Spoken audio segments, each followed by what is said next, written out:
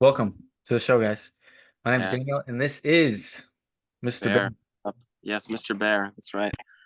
This, you could see the reflection of this beautiful lake in my glasses. Just stare at this like you're looking into my soul. All right, Mm. moving on to the topic, and that is, I already Should you forgot. should you live together before you're married? Do you live together ever? No, this is before you're married. Yeah, Yeah, before great married. question. Should you live Pre-married. together before you're married? Right, there's a lot of things to consider. Yeah, and the first one is this rule doesn't apply if you're not married, if you're not intending to get married, which is why you should watch the video that is about to drop. By the time you see this, it will have dropped, which is why you should get married.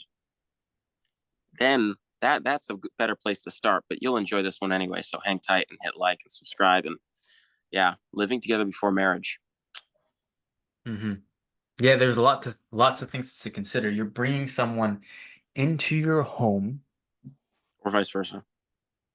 or you're moving in with somebody before you make things very official. Before I go on about this, there it's not very wise in a way.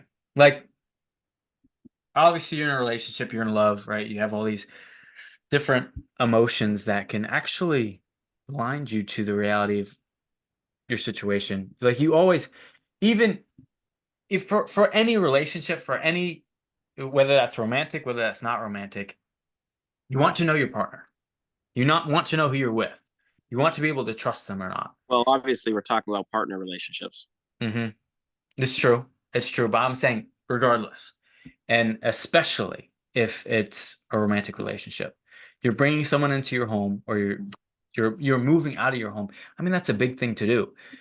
I mean, people might disagree, but it also gives a lot of room um I don't know if mistakes is the right word, but leverage in a way. If you don't trust somebody and you're already living with them, it's like you when you're learning about somebody, you don't want difficult out. If you're still vetting, figuring out if they're the right person for you, you don't want a hard out. You want to be able to break it off and break it clean. Breakups can be tough too, and I think that makes it That's more difficult. actually not a good reason to not move in together because you want a situation where you.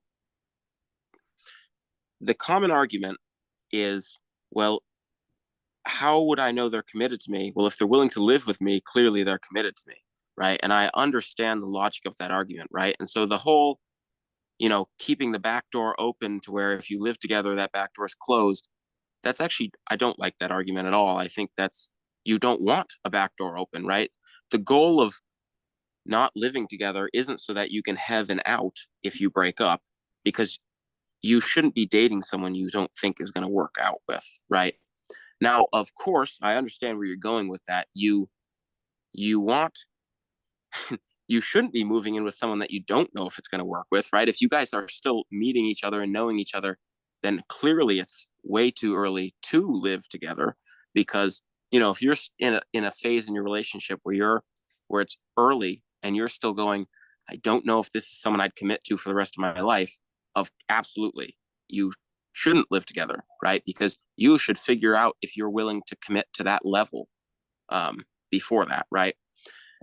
But the argument I hear a lot is, well, if you're committed to this relationship like I am, then we should be living together, right? And where that goes wrong is no. If you're actually that committed to the relationship, then you'd both be married. And if you're not both married, then clearly you need to continue to give the level of the time necessary to develop if you're both that committed to the relationship until you can get married. Right. And what And does moving in before marriage destroy that? and you might know you're committed. How do you know they're committed? I think if you are questioning their level of commitment, you actually might be questioning your own level of commitment on a deeply subconscious level. Um, but yeah, how do you know they're committed? Well, that's the thing, is like moving in with them isn't going to establish their commitment. That's just going to give you a sense of security temporarily that you think they're committed. Um, how do you figure out if they're committed? Well, I would say you express more of yourself in a state of vulnerability and see how they respond to it, because if you're willing to continue to open yourself into a relationship as a dude or a woman, right, and really show your commitment, and they're not responding positively to that, then odds are they're probably not, you know, ready for a deeper and deeper level of commitment, right? And so, you know, it's definitely not going to help to put yourselves in the same room. And you know what else is a Well, is a what's an joke? example of that? Put it like, Okay, yeah, I can do that. yeah. Um, let's see. Well, maybe you're um you're learning to be really more trusting, right? And you're learning to say yes to things you otherwise might not say yes to with other people, to where you're like, yeah, we could go try some new places, because you want to, or they want to, or whatever. We can go try new foods. I don't mind doing that.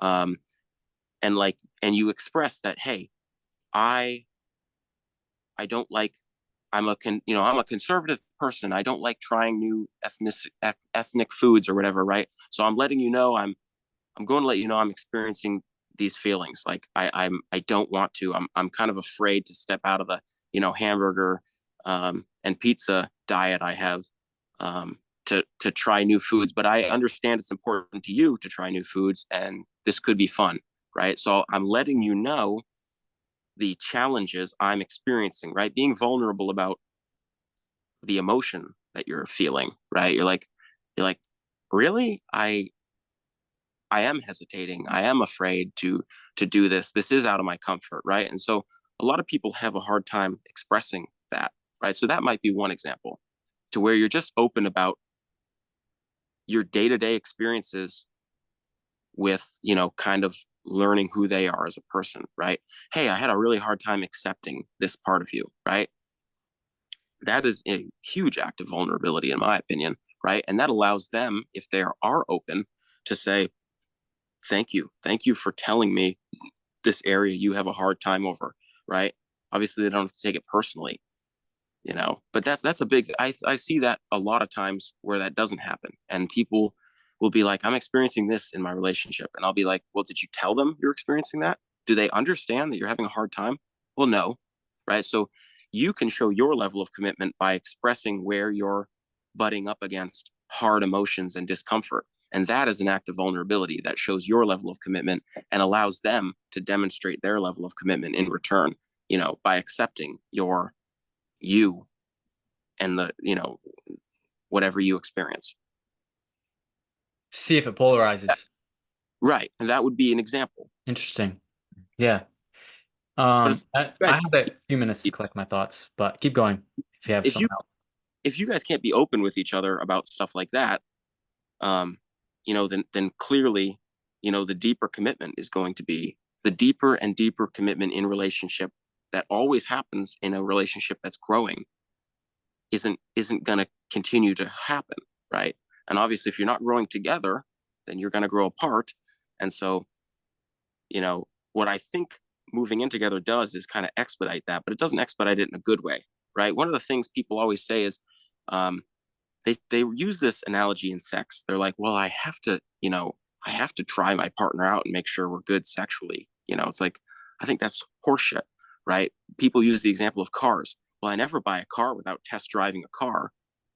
And I think this is a bad metaphor, because people aren't cars. They're not objects. We do not, and I say this very seriously, we don't get to test drive our partners like they're objects. That's that's so inhumane. Like, they are not an object. They are not for test driving. You get to date them, right? But you don't get to like use them on as deeply spiritual level as possible to see if they're compatible. Like, no, you just get to express yourself in an act of vulnerability. And if you can't do that to see if you're compatible, then you shouldn't be viewing them as cars to test drive, because they are not objects. People are not objects. It's like a sickening analogy. Right. And I think that's one of the reasons why, like, the whole dynamic with people and sex is so ass backwards, because sex is objectified, right? It's hence the danger of porn and all this other stuff. But like, well, I we have to test if we're compatible by living together, right? We have to test if we're compatible by having sex. Bullshit, right? We're not objects. You test if you're compatible by expressing vulnerability and opening and allowing opportunities of intimacy, and seeing if that person can, on some level, any level, allow that, right? And connect. And it might not be as deep as you might be able to connect. It's like, there's things I can tell people that, like, might be really hard for a partner to hear, right? So the best they might be able to do is say, thank you, I need some time to process this. But that's still better than, fuck no, we're breaking up right now and I'm leaving, right? Because that's when you're not compatible, is if you express who you are authentically and they run, then you're not compatible. Mm-hmm. They show you some crazy side of themselves that they can't correct, like they just throw themselves into a fit of rage and break glasses and plates, then like, or they hit you or something, then yeah, odds are they probably aren't a compatible partner for you. So there's two things right there. One was that you don't have to move in together to learn that you are both compatible and will work as Absolutely not. partners, or with sex as well. You don't need to Yeah. experience sex with them before you get married. And so that's important to recognize. You don't have to move in together. It's not a must. It's not necessary. And also, if you want to be a wise man, if you want to really have dominion over your kingdom, your home, and be wise in that aspect, you don't want to let in anybody without really trusting them. And same if it goes for if you move into their home, because their home is now becoming your home, your realm, your kingdom. And so you don't want any intruders in your space. And especially with romantic love, like this stuff can get people get carried away. Men get carried away. They'll ignore all the red flags, and that just makes it harder, right? Especially when you're stuck and together in a house where it just makes it harder to get out when you know there's red flags, but it looks very hard to get out, and so you're tempted to stay in when actually it's wise to leave. And it's just you want to make sure that your partner is going to trust you, or she's going to be trustable before you let her in your kingdom. And that's why marriage is making that commitment not only privately but publicly and lawfully. Well, I think one of the things you said there is incredibly important to stop and catch, because I think it works both ways. Like, you have to know you can trust someone. They say, oh, trust comes first. I'm not sure I agree with that. Because, well, there would be that act of vulnerability, is allowing yourself to give that person the benefit of the doubt, to trust them, like the American justice system, right? Innocent until proven guilty, right? Now, of course, that doesn't mean you give out your bank account numbers, right? But it means that you say, I'm going to trust that you're a good partner. And in doing so, I'm being vulnerable. I'm going to show you my authentic self by expressing how I feel about things and what happens in my mind when things happen, and being communicative, and living out myself normally, right? And that actually gives them room, and you room, to grow and trust and show each other, because I really think relationships do better when you show yourself rather than make it about the other person, rather than make it about, I think this is an external locus of control, to be honest. I think people enter relationships saying, um, I want the perfect partner. I need to know I can trust them before I can do anything else. I need this, I need that. And it's all, you have to do other things rather than me. I think the more you can make your relationship about what you do, the better it will be. But of course, you have to do that from a independent place. If you're codependent, then you're just going to sit there and serve your partner and do the dishes and be a doormat and let them move in if they want to and all this other crap. That's not what I'm talking about. You need to do it from a place of your own focus of control, saying, how can I be the best partner possible? Right? Well, one of those things is, I'm going to trust them. I'm going to love them no matter what. Right? And then I'm going to know, then I'm going to observe. Right? I'm going to be the one to go first by doing these deeper things, trusting, loving, having faith that our relationship will work and is meant to go somewhere great.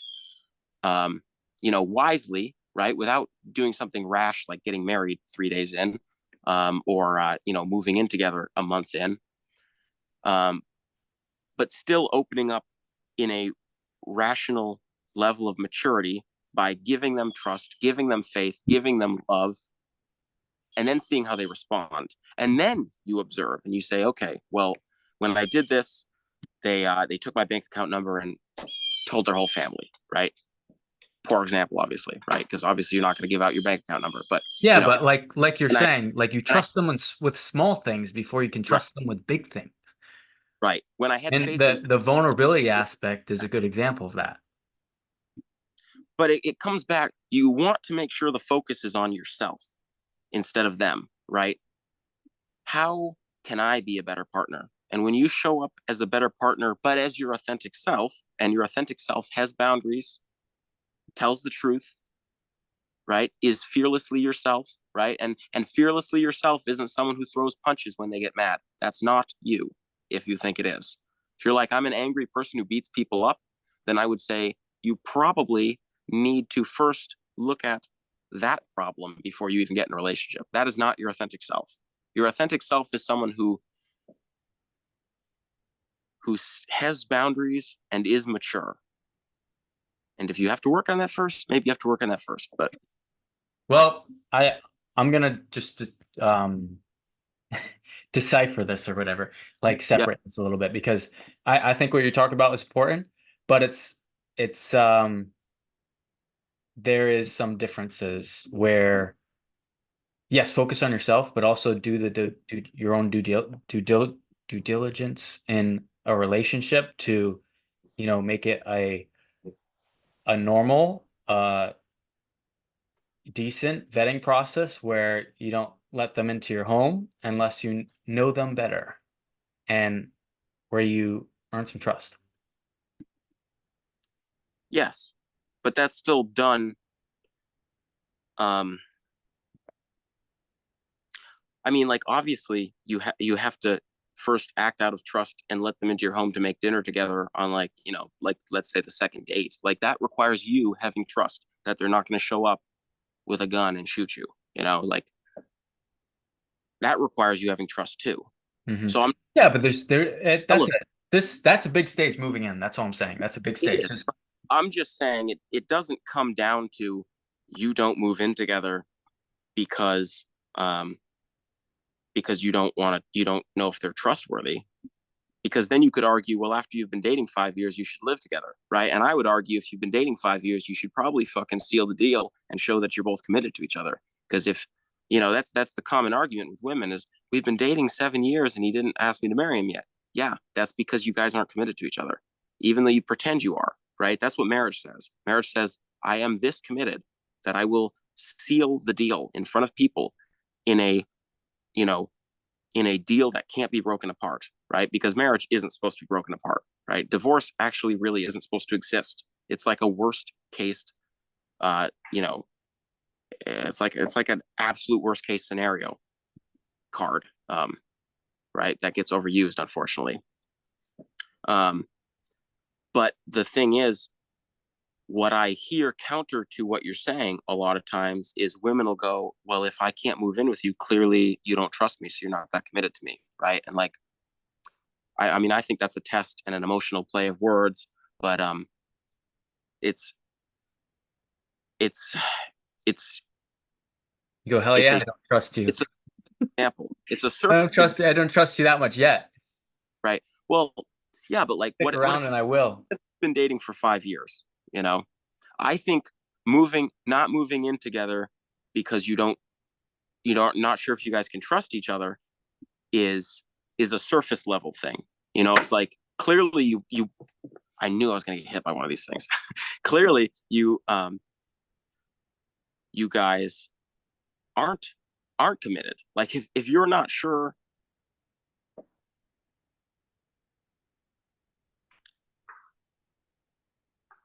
that's it's not an excuse that a woman or a man is going to take if you're actually committed, right? Because the counter to that excuse is, how do I know you don't want me to live with you? Because you're cheating on the side or something, right? It's like, could be. Yeah, that's it. You take the you like even though that might be happening, you still do your own due diligence of, vetting properly. And Right, right.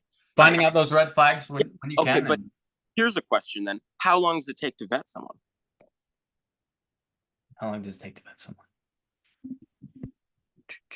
Because if you've been dating a chick for a year, she's going to be like, or a guy for that matter, they're going to be like, okay, why aren't we like going further in our relationship? Anybody who wants to grow in their relationship is going to expect that a year in, you guys can kind of trust each other, Mm-hmm. you know, at least enough to move in together. So how long does it take to Still, vet? I would be the guy to say no Right, but to why? that. Because it's not. I'm saying Well, that's the step. That's the step after. All I'm saying is that's the step after getting married is moving in it, together. Like yes, it is right, but that's the wisest thing to do. You to you get commit to me before you move in, before you have claim over my house and everything in it. Then you commit publicly and I lawfully. I agree, right? I'm just saying I'm But if they seeing want to, in that situation, if they want to our move forward, if they want to advance the relationship and they're asking me about it, and then that's the direction I would take it. That's all I'm saying. I wouldn't say, "Oh, you're right, let's move in." Instead, I would think about marriage. I understand that, but I'm that's like a 3 months into a relationship answer, you know. Like at what point do you feel you're done vetting someone to where if they ask that question, you'd be like, actually, we should be getting married first because we're at that stage. Say that again. How long? How long? Yes, because like, and I this is a problem for men because they'll do this, right? They'll push off a deeper level of commitment. Um, like, how long do you need to vet someone to where you feel secure in being able to trust them? Hmm. Um, And again, that's I think it's external. different. I think it's got to be different. Like it can't be this exact. Oh, it takes a year. I mean, I think a year would be good, but it's like, well, how much do you know them? Have you known them before this? Um, Sure. have you spent more time? Is this a long distance Yeah. relationship? What I Well, hate here's the point I'm that making. you never see them. Here's the point I'm making, right? Let's say you've known someone for a while, you've dated them for 2 years, right? Yeah. You trust them and they say, let's move in together.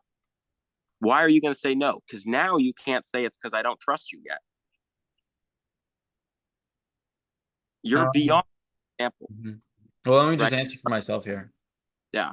Too. Well, I like, it's not like I think what actually helps a relationship flourish and do well is when there is like separation, when there is Yes. time spent apart. And so I think that's just to add a little bit to this, I think that's also a perk to not living together is you spend time from away from each other and right? also see each other more. And so, yeah, but like I, I think that's not the, like, obviously you want to trust them, but I mean, my question back to them, I guess, would be why not get married before we move in? Like, you can't wait another 6 months or Well, and I agree. it will take. That's what I'm saying. But I'm saying if 2 years in, you still don't feel like they can move in with you because you don't trust them, then I would say you have a you problem, right? Um, Absolutely agree with the fact that you obviously you have to vet them before you let someone move in. And the point I'm driving at, solidifying and trying to get rid of any loose ends that could, burn the rope here, is at 2 years in, if they want to live with you, I'd say, why aren't we married? Because if you want to move in together, then we're at a stage where we should be really fully committed. Because that, like I said, you don't need to test drive each other. You're not objects. It's like if you don't feel like you can get married without living with someone first, my question would be, why? What insecurity? People aren't going to like this word, but yes, what insecurity is it in yourself? What belief do you hold that is telling you you can't live with someone until you can't marry someone until you live with them, right? And I would say it's probably a self-trust issue. But you know what I'm saying is, to earn living with someone, your relationship should be at a point of fully committing, and there is no deeper commitment than marriage. And so if you're not married, you shouldn't be living together because you're not that committed to each other. And the whole, you know, I need to know what it's like to make sure we're compatible, so we have to live together, is a BS excuse about how there's really something deeper in yourself that, you know, is looking to be satisfied, you know.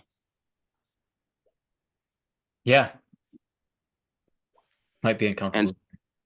yeah. And so I could see it happening for either. I can see men saying, no, I don't want to live together. I can see women saying, no, I don't want to live together.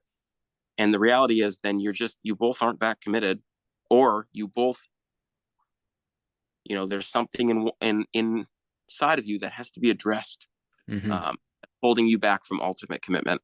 And that's why I take it back to that internal locus of control of how can I be a better partner, right? Because that might be looking at yourself and saying, wow, I really just want to live with, my significant other because I want to watch their every move, right? Or I really just want to live with my significant partner because I haven't been very trusting. And really, I need to be trusting because that is what a relationship's about. All right, I want to finish up. Great. Me too. Let's go. Yeah. All right, everybody, think about this topic. Yeah. I mean, Bet wisely. see your comments. If you watch the whole video, hit subscribe. Um, we want to see your comments. So drop your comments. Obviously, this is just an opinion, but it's one that there's a reason why it's been predominant in culture of all different, of all different cultures around the world, that you shouldn't live together prior to a full level of commitment. And I think the answer to that is because you're not committed. It's a disguise. It's a, well, I want to make sure I can commit.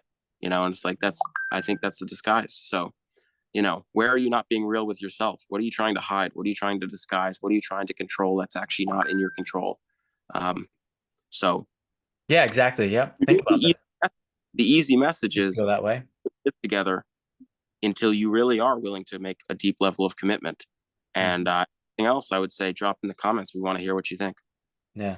Yeah, I agree with what you said. Like, look at that, think about it. And there's some wisdom to not moving in together, and There's a lot of wisdom to not yeah, moving. and taking it slow. Like people already know, love and relationships get messy, and so take it slow.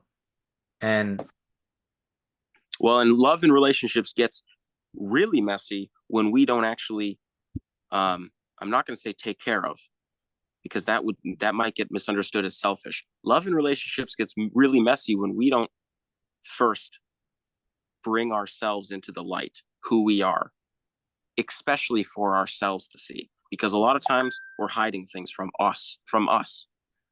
And the result is we look at our partners and we say, how can they be better? What do I need from them? And that's the wrong view. The view needs to be, what do I bring to the relationship? How can I bring more of it to the relationship?